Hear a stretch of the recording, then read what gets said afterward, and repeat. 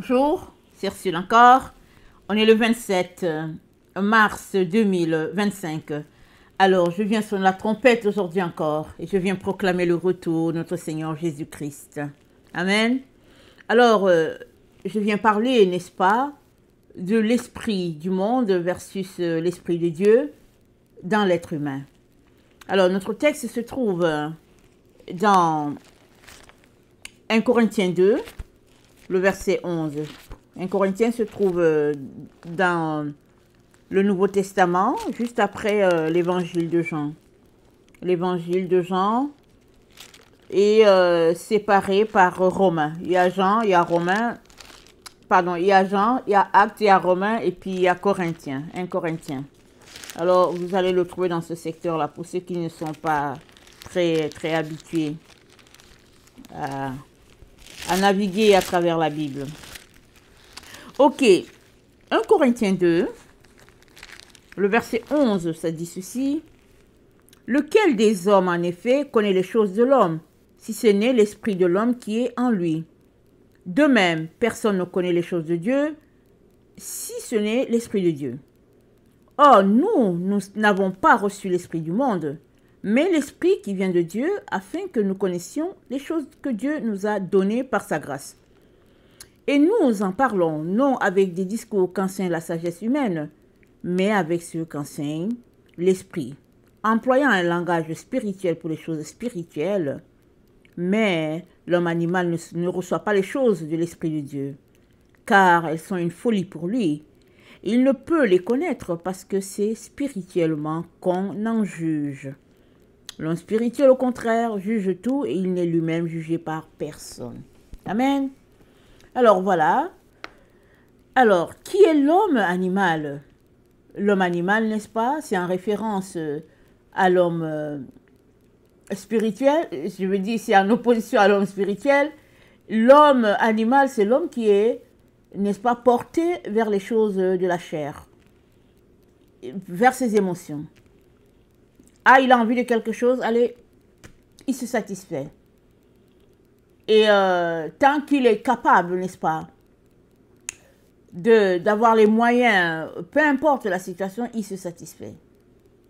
Alors que l'homme spirituel, quand bien même il aurait les moyens, il attendrait que Dieu dise quelque chose avant de bouger en direction X ou bien Y, il attend.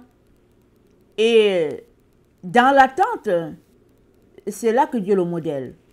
Parce que souvent, tu peux avoir c'est-à-dire, souvent, tu as tous les moyens pour quelque chose que tu désires avoir, mais Dieu va te dire, ça ne sert à rien, et puis je ne veux pas que tu l'aies.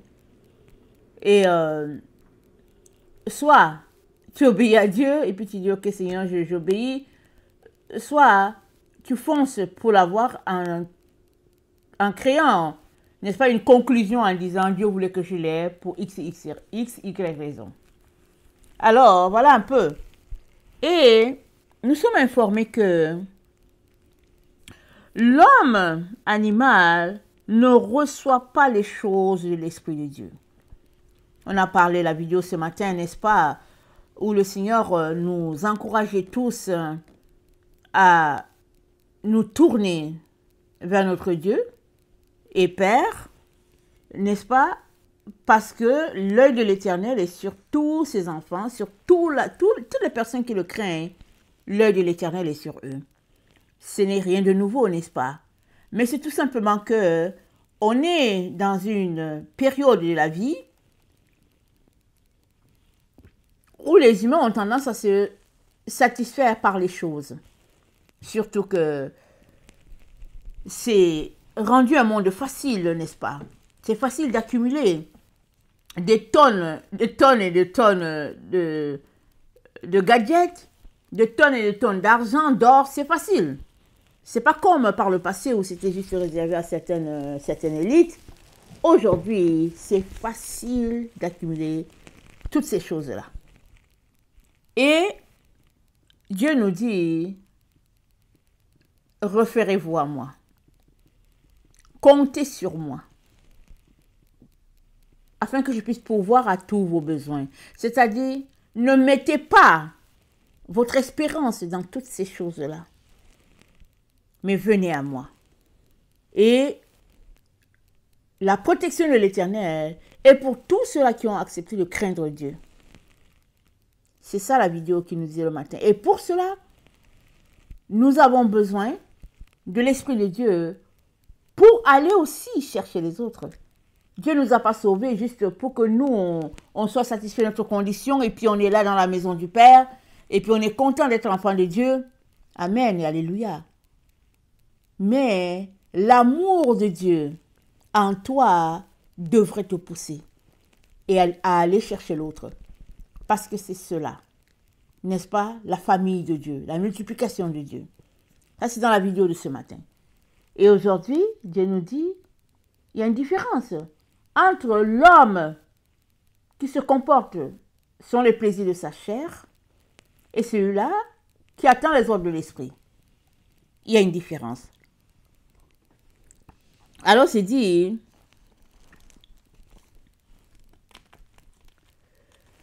au verset, excusez-moi, au verset 12, c'est dit, nous sommes dans 1 Corinthiens 2, le verset 12, c'est dit, nous n'avons pas reçu l'esprit du monde, mais l'esprit qui vient de Dieu, afin que nous connaissions les choses que Dieu nous a données par sa grâce. Qu'est-ce qu'il est en train de dire? Il est en train de dire que le Saint-Esprit là, ce n'est pas un esprit du monde. C'est-à-dire, si tu dis que tu as le Saint-Esprit et que tu es versé dans les choses du monde, il y a un problème. C'est ça qu'il est en train de dire. Ou bien, disons-le autrement, si tu cherches l'Esprit de Dieu, si tu as prié pour te baptiser du Saint-Esprit, l'Esprit de Dieu, n'est-ce pas, la plus grande autorité, la plus haute autorité, Dieu, le Créateur, l'être de lumière. Si tu as prié pour qu'il te donne le baptême de son esprit, alors c'est très important que tu laisses de côté les choses du monde. Parce que les deux ne peuvent pas aller ensemble. C'est-à-dire, ils ne reposent pas ensemble dans le même récipient. Ce n'est pas possible. Parce que l'un est corrompu, est souillé. Le monde, c'est la souillure. Le monde, c'est matériel. Alors que le royaume de Dieu, c'est spirituel. Et c'est le monde de lumière. Alors, dans 1 Jean, 1 Jean 5,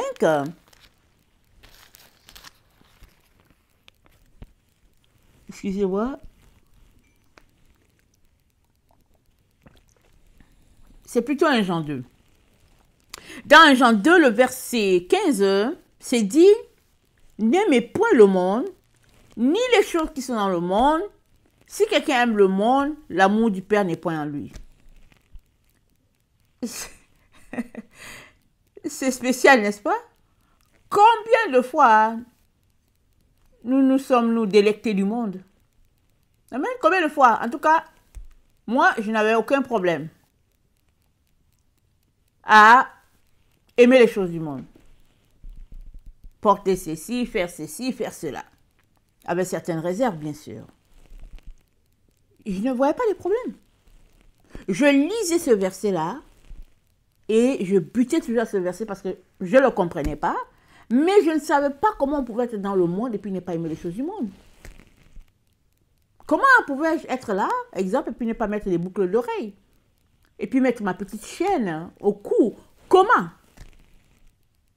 Mais, pardon, ce texte nous dit, si tu avais Dieu, ce que tu avais lu, tu décides de laisser l'autre côté.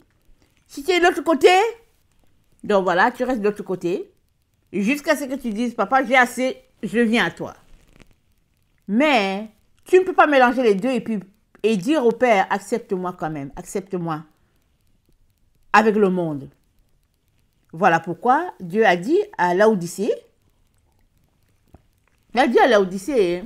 l'église des derniers temps, n'est-ce pas, l'église de notre temps, qu'elle soit de la dénomination catholique, évangélique, peu importe, notre Dieu, le Seigneur Jésus-Christ, a dit à Laodicée, tu es tiède, on ne peut rien faire avec toi. Tu n'es pas une eau froide pour qu'on puisse te boire. Amen. Et puis on fait quelque chose avec, si on a besoin souvent de l'eau bien glacée. Tu n'es pas une eau chaude pour qu'on puisse dire on va cuire l'aliment avec toi ou bien on va utiliser cela pour une certaine situation. Tu es tiède. Et qu'est-ce qu'on fait de l'eau tiède? On la vomit très très souvent. Souvent on la prend pour souvent se rincer la bouche, mais on la vomit. Parce qu'elle est fade, elle n'a pas de goût. Et notre Dieu, comparant l'Église des derniers temps, n'est-ce pas, à l'eau tiède, voulait tout simplement nous dire que pour servir le Seigneur, on a besoin de laisser l'autre côté. L'autre branche là, qu'on a agrafée à nous, il dit, vous avez besoin de dégrafer cette branche là et la laisser aller. Parce que ça ne peut pas faire. Ou bien, tu viens à Jésus entièrement à 100%, ou bien, voilà, tu vas juste te retrouver dans l'autre côté. Et l'autre côté, c'est tous ceux-là qui auront refusé, n'est-ce pas, de suivre, ou bien qui auront refusé de fonctionner avec le seul Esprit de Dieu. C'est-à-dire, ils auront aimé avoir et l'Esprit de Dieu et l'Esprit du monde, et puis, bon, toutes sortes d'esprits, n'est-ce pas, pour faire prospérer leurs affaires à eux. Et Dieu dit, cela ne se peut pas. Amen, ça ne se peut pas. Et au verset 16 de 1 Jean 2, c'est dit, car tout ce qui est dans le monde, la convoitise de la chair, la convoitise des yeux, l'orgueil de la vie, ne vient point du Père, mais vient du monde. Et le monde passe, et sa convoitise avec, mais celui qui fait la volonté de Dieu demeure éternellement. Amen. Tu vas demeurer éternellement si tu fais la volonté de Dieu. Sur cette terre, si tu fais partie de ceux-là qui sont là pour attendre le Seigneur, ou la mort, tu ne vas pas la connaître. Parce que les yeux fermés sur cette terre, c'est l'ouvrir dans la gloire de Dieu, dans la présence de Dieu. Amen. Alors, le monde passe et sa convoitise avec. Ça, c'est le verset 17. Ça, c'est une leçon pour nous. Si tu sais que le monde passe, si tu sais que cette convoitise va passer, pourquoi prendre tant d'énergie pour tout ce que tu fais? Pourquoi te fatiguer pour tout ce que tu fais? Te fatiguer à l'extrême? Non. Dieu dit, c'est l'un, c'est-à-dire le monde, ou bien l'autre, c'est-à-dire Dieu. Alors, Dieu aimerait pour nous, n'est-ce pas, la vie de l'esprit. C'est-à-dire qu'on soit imprégné de son esprit en toutes choses et il peut nous communiquer, n'est-ce pas, ses grâces et puis sa direction en tout temps, à tout moment. Et cela requiert qu'on puisse embrasser sa voix et y demeurer. Et malheureusement, le monde, n'est-ce pas, a été éduqué, ou bien on a été éduqué sur la voie du milieu, c'est-à-dire un peu du monde, un peu de Dieu. Alors, dans le livre de la Genèse 3, on le voit très bien, c'est bien précis là. Et c'est dit, attendez, Genèse 3, le verset 5, mais voilà ce que le serpent dit à la femme. Mais Dieu sait que le jour où vous mangerez, vos yeux s'ouvriront et que vous serez comme des dieux, connaissant le bien et le mal. La femme vit que l'arbre était bon à manger, agréable à la vue, et qu'il était précieux pour ouvrir les yeux. Attendez. Pour ouvrir l'intelligence, elle prit son fruit et en mangea. Elle en donna aussi à son mari qui était près d'elle et il en mangea. Ça, c'est la voie du milieu. La voie où, alors, Adam a viré à la chair. Si bien que c'est à ce moment qu'il a connu la mort. Ça, c'est la voie qui est facile. Amen. Elle est facile Parce qu'elle est naturelle à nous. On est des humains. Si tu es un humain, c'est que tu es né, n'est-ce pas, de cette voix corrompue-là. Elle est innée en toi. Et Dieu aimerait que on apprenne, amen, par notre marche, par nos choix, par nos décisions au quotidien, de choisir la voie de l'Esprit, de Dieu et de la garder. Et donc, c'est comme une école. Tu vas à l'école, tu apprends les ABC, et si tu sors, tu vas demeurer au niveau des ABC, et puis, n'est-ce pas, des deux lettres, des consonnes et des voyelles qu'on agence pour faire des sons et tout. Mais si tu continues, ben voilà, tu vas progresser et tu vas apprendre d'autres choses.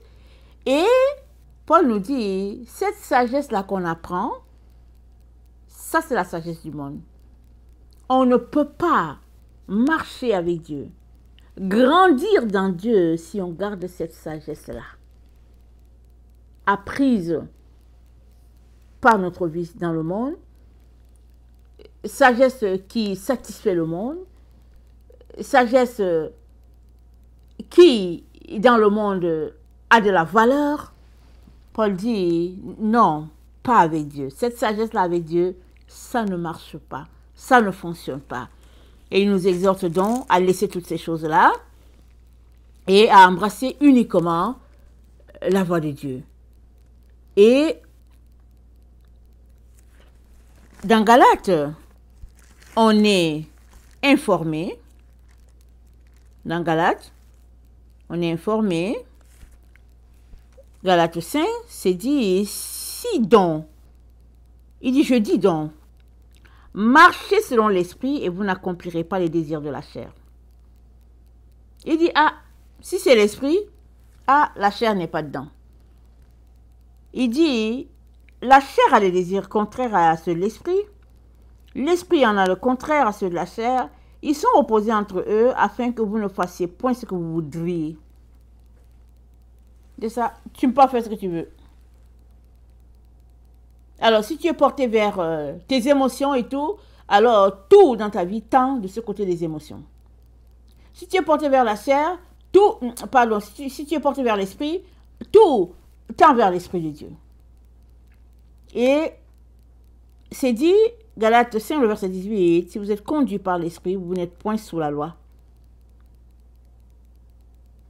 Si tu es conduit par l'esprit de Dieu, ben voilà.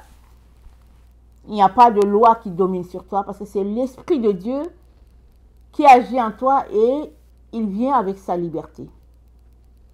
Si bien que quand tu poses une action, tu sais que c'est Dieu qui t'a dit de poser l'action et puis ben voilà. Il n'y a pas de condamnation, il n'y a pas... C'est Dieu qui l'a dit de poser.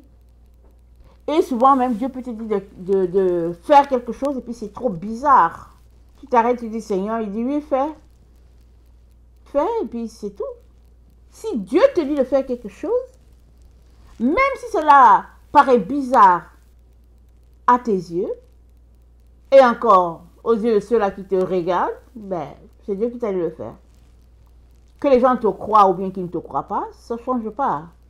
Le fait que c'est Dieu qui t'a dit, et à partir de là, tu es libre de toute condamnation, n'est-ce pas? De tout excès. Parce que Dieu l'a dit de le faire. Alors, c'est dit dans le verset de Jude, parce que vous savez, Jude, c'est un seul chapitre. Et au verset 20, c'est dit, pour vous, bien-aimés, vous édifiant vous-même sur votre très sainte foi et priant par le Saint-Esprit. C'est-à-dire, c'est à toi de t'édifier. C'est dit quoi? Pour vous, bien-aimés, vous édifiant vous-même. Très souvent, on veut que quelqu'un nous édifie. On veut que quelqu'un nous encourage. On veut que quelqu'un nous dise, oh non, mais fais ceci, fais cela, mais vraiment, n'abandonne pas le Seigneur, mais fais ceci. Oui, c'est des choses qui arrivent. Pardon, c'est des choses qui arrivent. Il arrive que tu as besoin d'aide. Et puis, Dieu peut utiliser une personne pour te dire, ok, d'accord, voilà, fais comme ci. Mais, l'homme mature, Celui-là qui marche par l'esprit, n'est-ce pas, est encouragé à s'édifier lui-même, c'est-à-dire à s'encourager lui-même, à se booster lui-même, afin de toucher ce point-là final que Dieu a pour lui. Notre vie sur cette terre est un pèlerinage, c'est une marche. Et c'est une série de choses que nous sommes appelés à accomplir, jour après jour, point par point. Donc voilà, on n'est jamais arrivé. On n'est jamais arrivé. On continue de marcher. On marche, c'est tout. C'est ça que Dieu aimerait qu'on saisisse. Il dit aussi, Jude dit, maintenez-vous dans l'amour de Dieu. Le monde est plein de haine. Jude dit, maintenez-vous dans l'amour. C'est-à-dire, bon, arrêtez, voilà, de traîner dans les choses du monde. Organise-toi pour demeurer dans l'amour de Dieu. Maintiens-toi dans l'amour. Fais des efforts. En attendant la miséricorde de notre Dieu. C'est-à-dire en attendant que les choses planifiées par Dieu, décrites par Dieu, se passent, toi, fortifie-toi, édifie-toi, maintiens-toi. Amen. Dans l'amour de Dieu.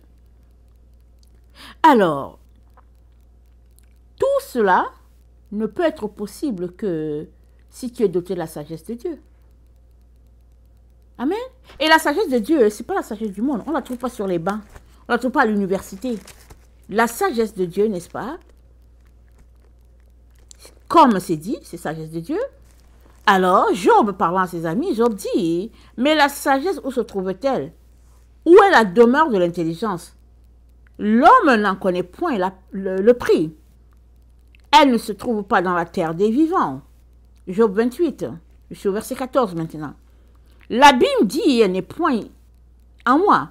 La mer dit, elle n'est point avec moi. Elle ne se donne pas contre de l'or pur. Elle ne s'achète pas au poids de l'argent, elle ne se pèse pas contre l'or d'Ophir, ni contre les précieux onyx, ni contre le saphir. Elle ne peut se comparer à l'or, ni au verre. Elle ne peut s'échanger pour un vase d'or fin. Le corail et le cristal ne sont rien auprès d'elle. La sagesse vaut plus que les perles. La topaze d'Éthiopie n'est point son égale. Et l'or pur n'entre pas en balance avec elle. D'où vient donc la sagesse ou la demeure de l'intelligence? Elle est cachée aux yeux de tout vivant. Elle est cachée aux oiseaux du ciel. Le gouffre et la mort disent, nous n'en avons pas entendu parler. C'est Dieu qui en sait le chemin. C'est lui qui connaît la demeure. Car il voit jusqu'aux extrémités de la terre. Il aperçoit tout sous les cieux. Quand il régla le poids du vent et qu'il fixa la mesure des eaux. Quand il donna les lois à la pluie et qu'il traça la route de l'éclair et du tonnerre. Alors il vit la sagesse et la manifesta. Il en posa le fondement. Et l'a mis à l'épreuve, puis il dit à l'homme, voici, la crainte du Seigneur, c'est la sagesse. S'éloigner du mal, c'est l'intelligence. La crainte du Seigneur, c'est ça la sagesse. Mon frère, ma soeur, crains-tu Dieu? Si, oui, ok, c'est bien, continue de grandir dans la crainte de Dieu. Si tu ne crains pas Dieu, alors décide de le craindre.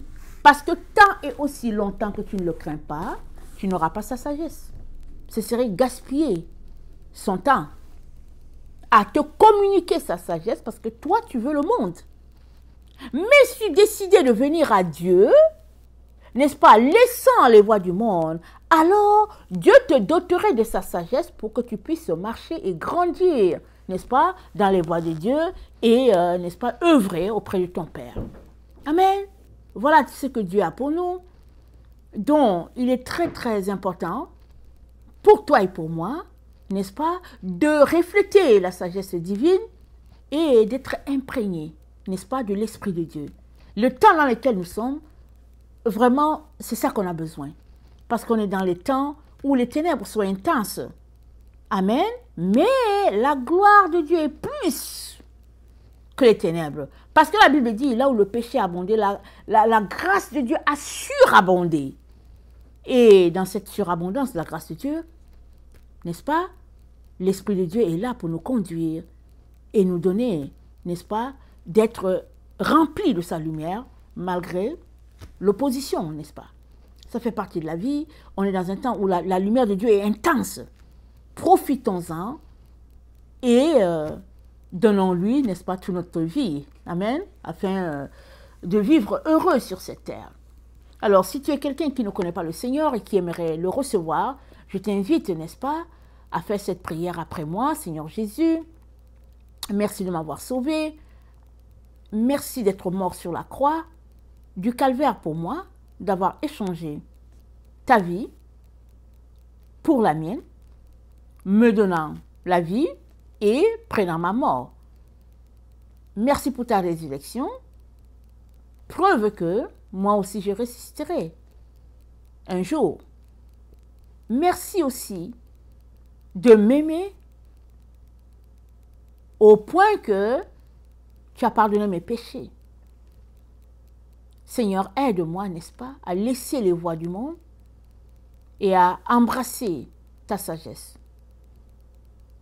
Merci pour le Saint-Esprit que tu nous as donné à la première Pentecôte et qui est maintenant disponible en tout temps. Baptise-moi de ton Esprit, Seigneur, afin que je puisse marcher selon ta volonté et selon tes voies. Que ton nom soit béni pour toutes tes grâces. Amen. Amen. Tu es enfant de Dieu si tu as fait cette prière. Maintenant, il te reste à prendre ta Bible, à prier aussi. Prie selon ton cœur. Amen. Déverse ton cœur devant Dieu parce que prier, c'est parler à Dieu. Et maintenant, pendant que tu pries, que tu entres en communion avec lui, il va te guider, il va te conduire par son Saint-Esprit qui est toujours là avec toi. Amen. Alléluia. Soyons tous bénis. Amen et amen.